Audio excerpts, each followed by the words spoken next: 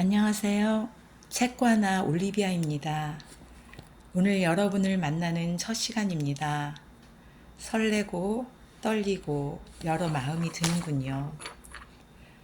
저 올리비아와 함께 책을 읽으며 그 내용을 잘 이해하고 적용해서 우리의 삶이 더 건강하고 아름답기를 바라며 시작하게 되었습니다. 또 책을 통해 나를 알아가서 더 건강한 내면의 힘을 키우면 참 좋겠습니다. 자, 첫 시간, 오늘부터 앞으로 우리가 읽고 나누게 될 책은 슈테파니 슈탈이 쓴 조금 더 편해지고 싶어서 거리를 두는 중입니다입니다. 슈테파니 슈탈은 현재 독일에서 가장 권위 있는 심리 전문가이자 베스트셀러 작가입니다. 이 책은 모두 36개의 챕터로 되어 있는데 오늘은 먼저 이 책의 서문을 읽고 나눠보려고 합니다. 먼저 제가 서문을 읽겠습니다. 거리를 두세요. 내가 나일 수 있도록. 이 책을 읽기 전에 잠시 자신의 관계를 한번 둘러보면 좋겠습니다. 혹시 당신을 힘들게 하는 관계에 발이 묶여 있지는 않나요? 자신을 불행하게 만들 뿐이라는 걸 알면서도 관계가 끊어지는 게 두려워 이러지도 저러지도 못하고 있지는 않은가요? 사랑받기 위해 많은 걸 희생하면서도 스스로 부족한 사람이라 자책하고 있지는 않은가요? 혹은 상대가 나를 구속하는 것 같은 압박감에 속박당하기 싫은 두려움에 안정적인 관계를 유지하지 못하고 계속해서 상대를 밀어내고 있지는 않은지요. 이처럼 우리는 성인이 된 후 맺는 수많은 관계 안에서 누군가는 지나치게 상대를 밀어내는가 하면 또 누군가는 가혹하리만큼 지나치게 상대에게 맞추며 살고 있습니다. 결국 두 쪽 모두 관계에서 자유롭지 못한 사람들이죠. 오늘날 많은 사람이 어떤 상황에서든 나를 잃지 않고 마음이 다치지 않는 관계 맺기를 원하고 있습니다. 그러기 위해서는 상처를 주지도 않고 상처를 받지도 않는 적정 거리를 유지할 수 있어야 합니다. 적정 거리를 유지한 채 맺는 관계야말로 나와 상대 모두 함께여도 자유롭고 혼자여도 외롭지 않은 건강한 관계인 것이죠. 하지만 상대방에게 스트레스를 받거나 갈등이 생기는 순간이 되면 여전히 관계를 끊어버리는 것이 최선이라고 생각하거나 어떻게든 관계를 유지하기 위해 상대의 기대에 부응하기 위해 애쓰며 심리적으로 지쳐가고 있습니다. 왜일까요? 문제의 원인을 찾지 못했기 때문입니다. 우리가 원하는 행복하고 건강한 관계, 충족감을 주는 관계는 운이 아니라 개인 내면의 문제이자 선택의 문제입니다. 어린 시절의 경험들로 각자의 마음속에 자리 잡게 된 자기 자신의 내면의 아이가 지닌 상처들이 지금의 관계 문제를 만들어냅니다. 즉, 원하는 사람과 원하는 만큼의 관계를 맺기 위해서는 내 마음속 내면의 아이를 마주할 수 있어야 하고 내면의 아이의 상처를 인식하고 보듬어 줄 수 있어야 우리는 한 단계 더 나아갈 수 있는 것입니다. 진부하게 들릴 수도 있습니다.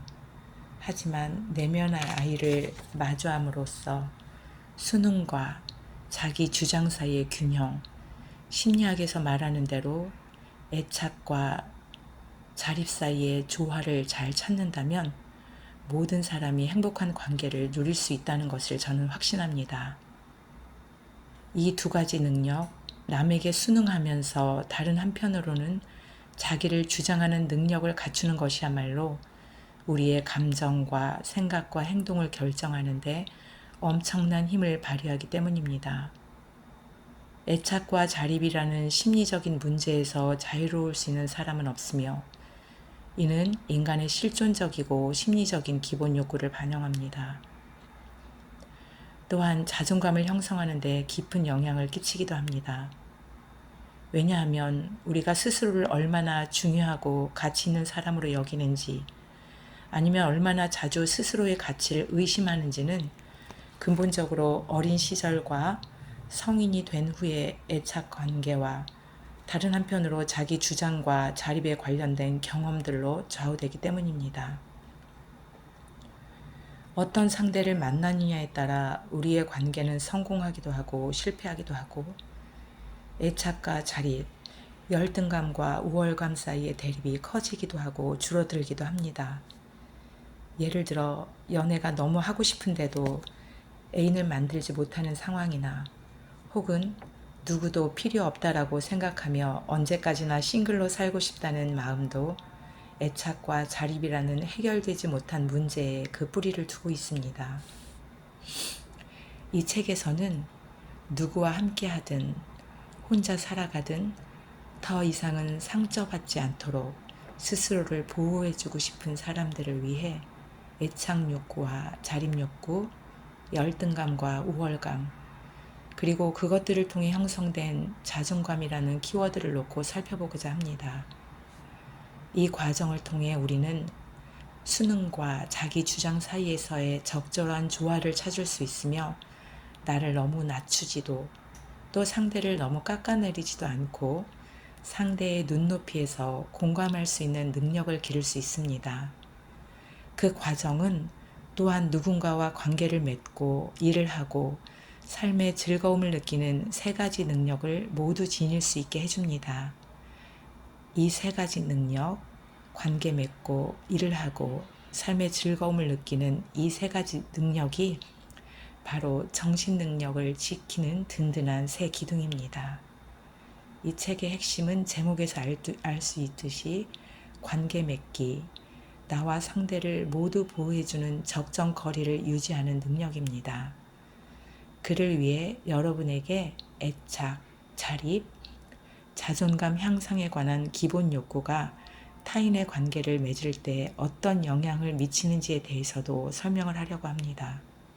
이 기본 욕구들을 대하는 태도는 나는 누구인지, 내가 원하는 것은 무엇인지, 내가 사랑하는 사람은 누구이며 그를 어떻게 대하는지, 나는 관계에서 어떤 두려움이 있고 그 속에서 스스로를 어떻게 방어하는지, 나는 과연 내가 원하는 모습을 실현해 가고 있는지 아니면 타인의 시선 때문에 주저하는지, 무엇에 이끌리고 무엇을 밀어내는지, 무엇 때문에 싸우고 어떤 지점에서 타협하는지 등을 포함한 많은 것들을 근본적으로 결정하기 때문입니다. 이외에도 상처받지 않고 행복한 연애를 하는 법, 애착 형성 능력과 자립심을 키워 안정적인 자존감을 쌓는 방법도 설명할 겁니다. 이를 위한 실용적인 조언들과 직접 참여하는 연습들을 많이 배치해 두었습니다. 저는 이 책을 읽는 여러분이 언젠가는 상대가 달라지겠지, 혹은 나에게 딱 맞는 사람은 어디에 있을까라는 마음으로 관계가 저절로 개선되기를 기다리지만 말고 나에게 만족감을 주는 관계를 적극적으로 손에 넣으셨으면 좋겠습니다. 이 책을 읽고 나면 원하는 사람을 찾아 적극적으로 새로운 길을 떠날 수도 있고, 아니면 스스로 깨닫지 못했을 뿐 그토록 원하던 상대가 이미 당신 옆에 있다는 것도 깨달을 수 있을 것입니다. 네, 여기까지 서문이었습니다. 여기서 작가는 상처를 주지도 않고 상처를 받지도 않는 적정 거리를 유지할 수 있어야 한다고 말합니다. 적정 거리를 유지한 채 맺는 관계야말로 나와 상대 모두 함께여도 자유롭고 혼자여도 외롭지 않은 건강한 관계라고 말하고 있습니다. 또 우리가 원하는 행복하고 건강한 관계, 충족감을 주는 관계는 운이 아니라 개인 내면의 문제이자 선택의 문제라고 합니다. 어린 시절의 경험들로 각자의 마음속에 자리 잡게 된 자기 자신의 내면 아이가 지닌 그 상처들이 지금의 관계의 문제를 만들어낸다고 말하고 있습니다. 내면 아이의 상처를 인식하고 보듬어 줄 수 있어야 우리가 한 단계 더 나아갈 수 있다고 말하고 있습니다. 그러면서 작가는 수능과 자기 주장 사이의 균형, 또 애착과 자립 사이의 조화가 중요하다고 말하고 있습니다. 이것이 바로 모든 사람이 행복한 관계를 누릴 수 있다는 것을 저는 확신합니다.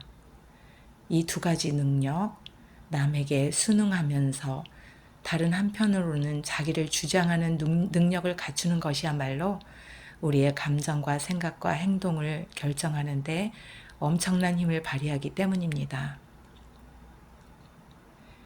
애착과 자립이라는 심리적인 문제에서 자유로울 수 있는 사람은 없다고 작가는 말하고 있습니다. 이것은 인간의 실존적이고 심리적인 기본 욕구를 반영한다고 합니다. 또한 애착과 자립은 자존감을 형성하는 데 깊은 영향을 끼친다고 합니다. 이 책의 핵심은 제목에서 알 수 있듯이 관계 맺기, 나와 상대를 모두 보호해주는 적정 거리를 유지하는 능력입니다. 애착, 자립, 자존감 형성에 관한 기본 욕구가 나에 대한 근본적인 것들을 결정해 준다고 말하고 있습니다.